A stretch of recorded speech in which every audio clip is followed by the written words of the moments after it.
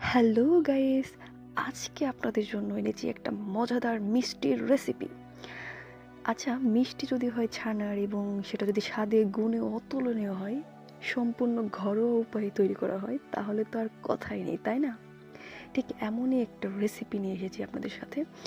So দেখতে ভুলবেন না, পুরো ভিডিওটা দেখবেন এবং মিষ্টিটা কেমন হলো আমাকে অবশ্যই কমেন্টে জানাবেন, লাইক করবেন, শেয়ার করবেন এবং চ্যানেলটি কিন্তু সাবস্ক্রাইব করতে ভুলবেন না গাইস। তাহলে চলুন আর কথা না বাড়িয়ে চলি মূল ভিডিওতে।